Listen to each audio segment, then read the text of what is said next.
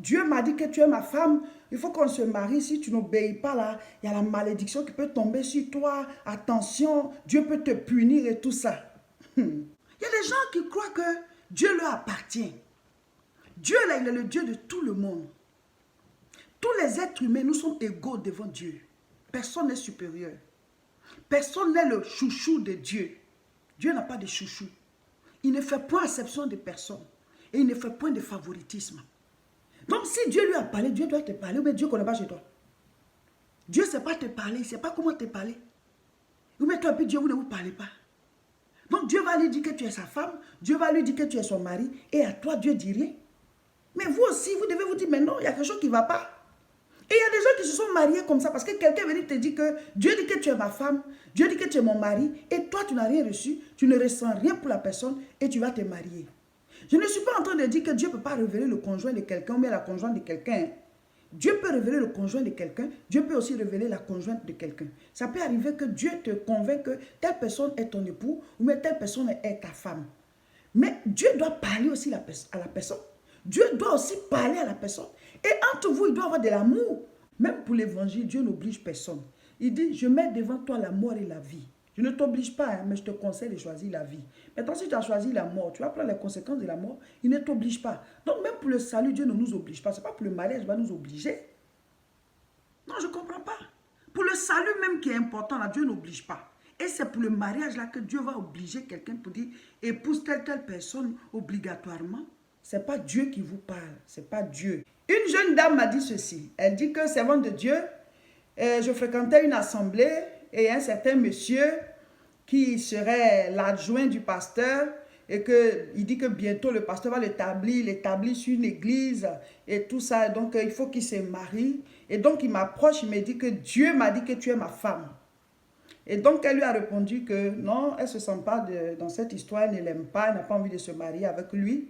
Et il lui dit que non, il faut qu'elle se marie avec lui parce que Dieu a parlé, il faut qu'elle obéisse parce que si elle n'obéit pas, la malédiction va tomber sur elle et tout ça. Dieu dit que tu es ma femme, tu dois m'épouser.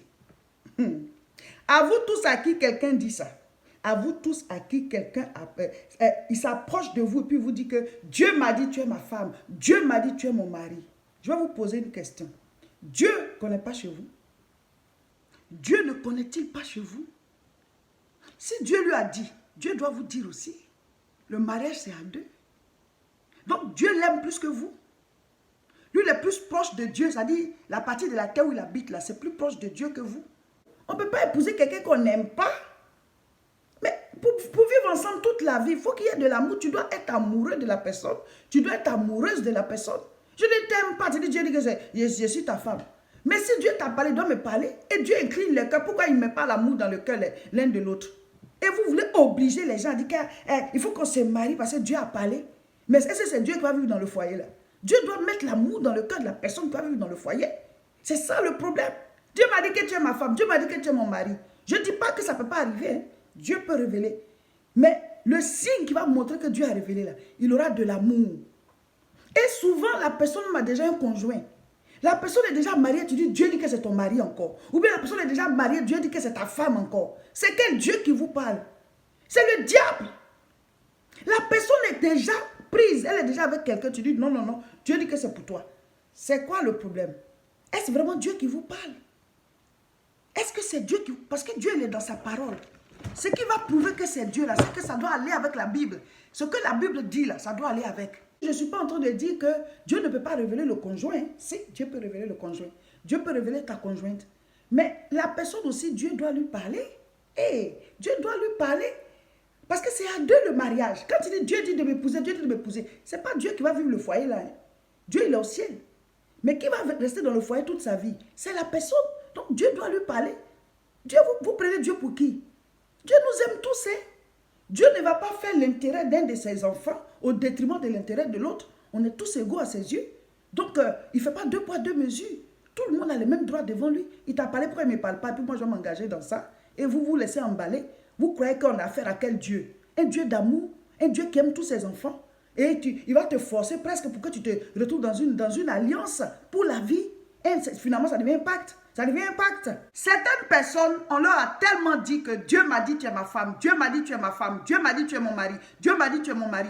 À force d'entendre cela, à force de vivre le stress, à force de vivre cette pression-là, la personne commence à recevoir aussi des révélations. La personne commence à avoir des rêves, elle commence à avoir des songes même. La personne commence à sentir comme si elle aime cette personne-là, elle se sent attirée. Il faut vous calmer. Il faut vous calmer, ne prenez pas tout de suite cela comme si c'était Dieu qui vous parlait. Ça peut être le résultat de la pression, ça peut être le résultat du stress qu'on vous met, de la manière dont on veut vous obliger là. Et puis ce sont des personnes, souvent, ce n'est pas Dieu qui leur a parlé. Ce sont des personnes qui en fait n'entendent pas réellement la voix de Dieu. C'est quelque chose d'autre qui leur parle. Les démons leur parlent. Donc elles vont aller prier, faire des genres de prières qui sont des imprécations, des genres de prières qui sont même comme des incantations pour que tu puisses recevoir quelque chose. Parce que la personne veut de toi. C'est-à-dire, c'est comme si elle veut te voler même ton âme. Donc, finalement, tu peux recevoir des choses. Il faut vous calmer. Et il faut vous éloigner de ces personnes-là déjà. Si tu t'éloignes de la personne pendant une longue période, tu auras l'occasion de juger si vraiment c'est Dieu qui te parle, si vraiment ce que tu as commencé à sentir là, si c'est réel. Parce que des sentiments peuvent naître, un genre de sentiments peut naître comme sous la pression. Voilà. Donc, ne vous laissez pas emballer comme ça. Le mariage, normalement, c'est pour la vie. Dieu, quand il prévoit le mariage, là, il dit l'homme quittera son père et sa mère, s'attachera à sa femme et les deux deviendront une seule chair. Donc, quand vous êtes devenu une seule chair, est-ce qu'on peut vous séparer encore? Donc, normalement, le mariage, c'est pour la vie, selon la Bible, si vraiment on veut marcher selon la parole de Dieu. Donc, c'est comme si tu t'en vas te coucher, tu t'en vas dormir. Mais on ne court pas pour aller dormir. Celui qui court pour aller dormir, il n'aura pas de sommeil. Quand il va arriver, le sommeil va lui manquer. Il ne peut pas dormir parce qu'il a couru. Il faut d'abord se reposer. Donc, tu rentres dans le mariage, c'est pour la vie. On ne court pas pour rentrer dedans. Il faut être sûr. Il faut recevoir toutes les preuves. Et surtout, il faut avoir de l'amour. Il faut être sûr en tant que chrétien que Dieu nous engage dans ça. Je répète, je ne suis pas en train de dire que Dieu ne peut pas révéler le conjoint ou la conjointe d'un de ses enfants. Dieu peut le faire parce que rien ne lui est impossible. Au contraire, même quand en tant que chrétien, on doit se marier, il est important qu'on soit sûr que c'est la volonté de Dieu. Parce qu'il y a plusieurs personnes dans la maison du Seigneur. Pourquoi spécialement telle personne? Il faut que tu sois sûr que Dieu vous met ensemble. Voilà. Donc il est important qu'on puisse être convaincu qu'on aime la personne, mais il faut que Dieu, voilà, on soit sûr que c'est la volonté de Dieu. Donc, je ne suis pas en train de dire que Dieu ne peut pas révéler, mais je parle à ceux-là qui font de cela un verdict. Pour dire que Dieu a dit, tu es ma femme, on se marie. Dieu a dit, tu es mon mari, on se marie. Mais non, non, non. Même le salut, l'évangile, Dieu dit, venez à moi, vous tous qui êtes fatigués et chargés. C'est celui qui accepte, il dit, allez prêcher la bonne nouvelle à toute la création. Celui qui croira sera sauvé. Même pour l'évangile, Dieu n'oblige personne. Il dit, je mets devant toi la mort et la vie. Je ne t'oblige pas, hein, mais je te conseille de choisir la vie.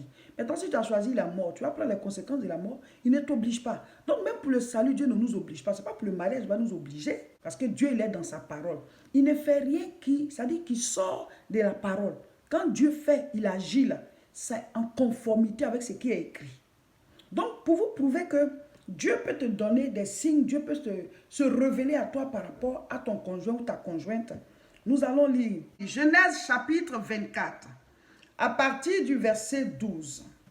Il s'agit ici du serviteur d'Abraham. Abraham lui a dit, va dans mon pays, dans mon village, me prendre une femme pour mon fils Isaac. Parce que je ne veux pas qu'il se marie aux femmes du pays où on est, parce que Dieu nous a interdit cela, qu'on n'épouse pas les Cananéennes. Voilà. Donc on va prendre une femme pour mon fils dans mon village. Donc il a envoyé son serviteur, parce que lui, Abraham, il était déjà vieux. Et le serviteur, il est parti avec des biens, des richesses qu'Abraham lui a données pour aller prendre une femme à son fils Isaac. Le serviteur, il est arrivé là, dans le village, même dans la ville où il est parti, il y a beaucoup de filles. Donc, il ne pouvait pas savoir qui il va prendre comme ça pour venir donner à Isaac. Donc, il s'est mis à prier, le serviteur d'Abraham. Quand il est arrivé dans le village, dans la ville où il allait chercher la femme d'Isaac, il s'est mis à prier. Genèse chapitre 24, à partir du verset 12, vous pouvez lire. Et il dit, Éternel Dieu de mon Seigneur Abraham, fais-moi, je te prie, rencontrer aujourd'hui ce que je désire, et use de bonté envers mon Seigneur Abraham.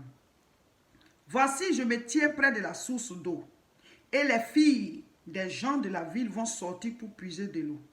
Que la jeune fille à laquelle je dirai, penche ta cruche, je te prie, pour que je boive. Et qui répondra, bois, et je donnerai aussi à boire à tes chameaux, soit celle que tu as destinée à ton serviteur Isaac.